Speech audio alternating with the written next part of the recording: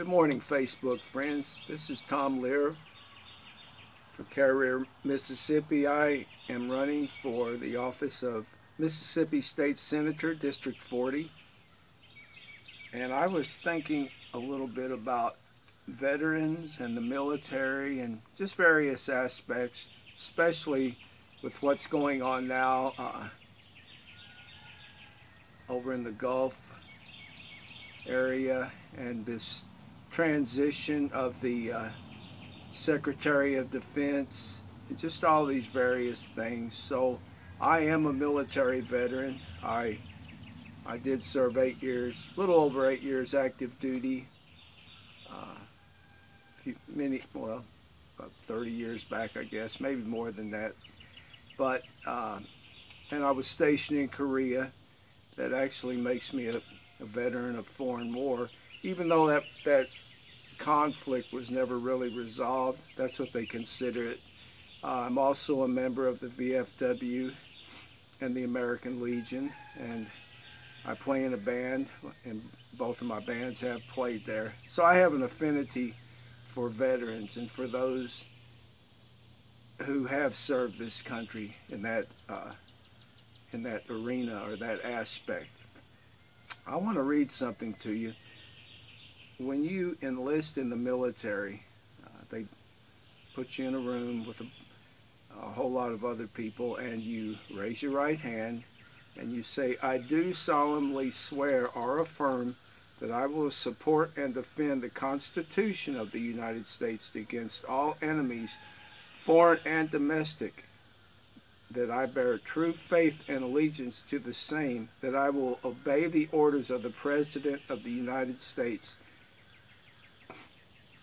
and the orders of the officers appointed above me, according to the regulations and the Uniform Code of Military Justice, so help me God."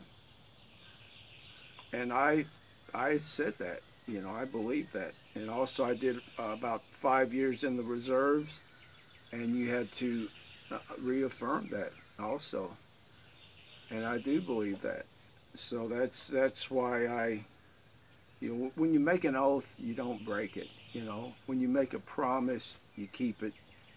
And that's when you're in the military, you are bound by a set of rules that govern you, no matter what your religious beliefs, your state beliefs. When I was in the military, I thought about it. I actually was standing up for the rights of people that,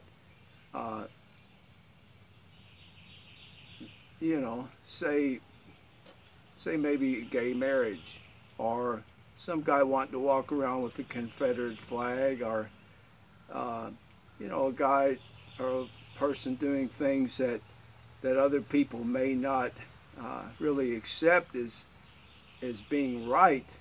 But that is the key word, is right. I stood up for the rights, whether I believed it or not. See, this country is built on rights. And there's a system that these rights work within. See, I said rights. I didn't say religion. I didn't say this, that, and the other. My beliefs or morals or whatever are mine. They are my beliefs. But I don't impose them upon my ability. I don't cross rights and morals, religion, whatever, however you want to say that. And that's been the problem, and our country has actually taken a bad turn in that direction, as far as I can see. But I won't get off on that. I'll tell you another thing. There's a little over 200,000 veterans in the state of Mississippi. About 20,000 of them are women. About 6% of that population of veterans live in Pearl River County, and about 10% live in Marion County.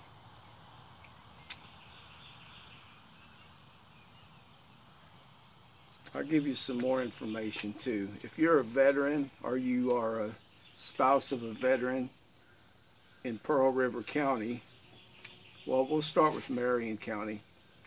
The person in charge of that office, your representative, is a Mr. Dewey L. Blansett Jr.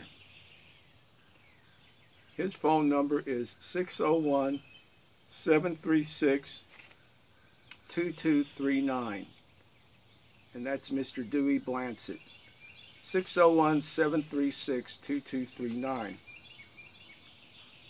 And if you're in Pearl River County, your representative is Miss Cindy Smith. And I've actually talked to her many times. She's an excellent person. I mean, she has knowledge. Lord have mercy. Her number is 601-403-2558. 601-403-2558. Mrs. Cindy Smith. And I got this little pamphlet while I was there. It's called Mississippi State Veteran Affairs Board, State Benefits for Mississippi Veterans, Dependents, and Survivors. And if you don't know what your benefits are as a veteran, or a dependent, or a survivor, I suggest you call these people ASAP, because you're probably missing out on some good benefits. Also, in Pearl River County, this is 2017 printout. There are 4,578 veterans in Pearl River County. And they bring in these different lines like a spreadsheet. Total expenditure just from them living here is $39 million approximately that they bring into the county through taxes and through other forms of revenue. And that's about close to $9,000 per person per year. Also in Marion County, there are 1,406 veterans, and they bring in $12 million total expenditure per year. So I guess there's actually more percentage of veterans that live in Pearl River than Marion.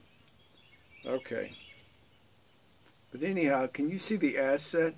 You know, and veterans, my hat is off to you. I tell you what, I just like being around veterans, especially the older ones. I mean, who were really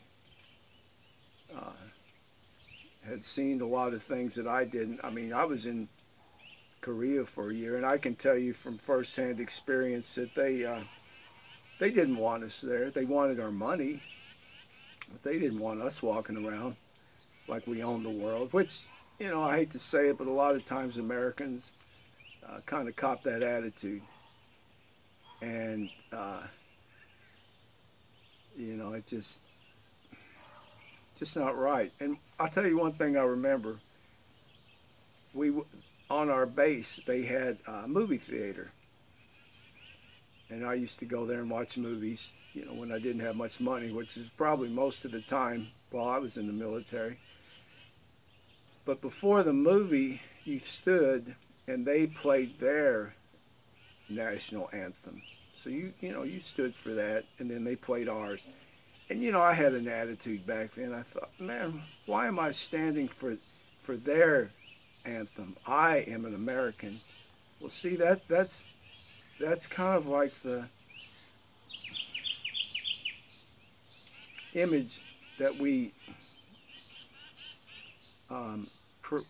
project today to the whole country, and it's not right. We need to respect everybody's heritage and country, no matter where we're from. So let me read you something else here about the establishment of the U.S. Army. It's actually in the Constitution. To raise and support armies, but no appropriation of money to that use shall be for a longer term than 2 years.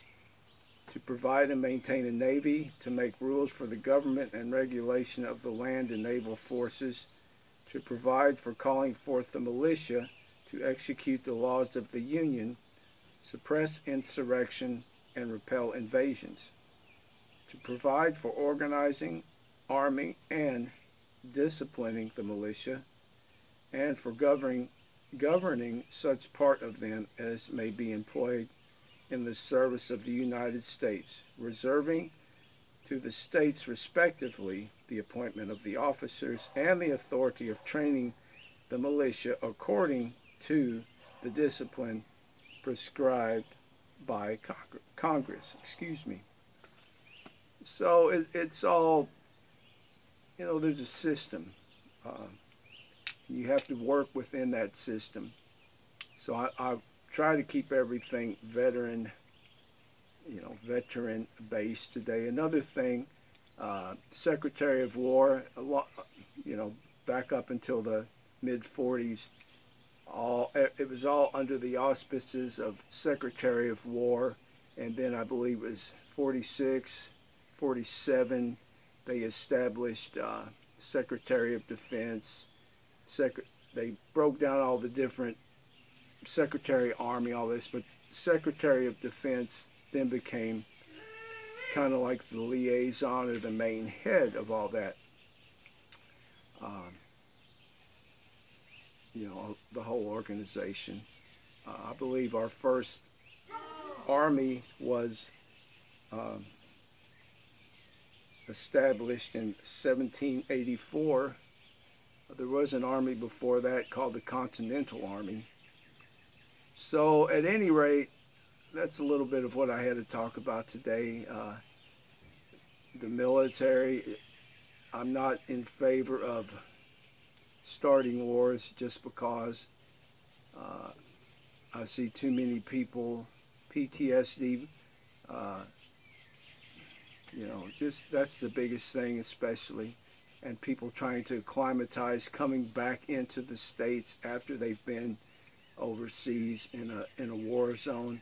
We don't need a war just for the fact of it. And how much of our federal dollars are spent on military? We do need a military, but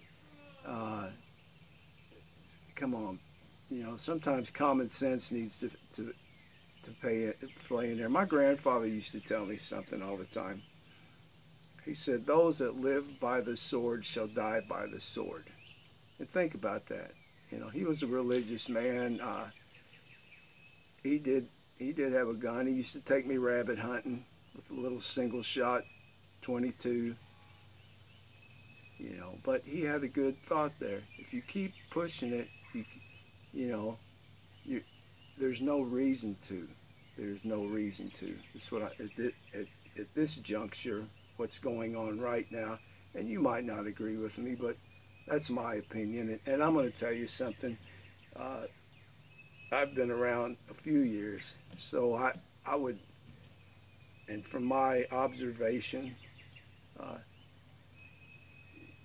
a lot of these wars that we provoke, basically, we provoke these things.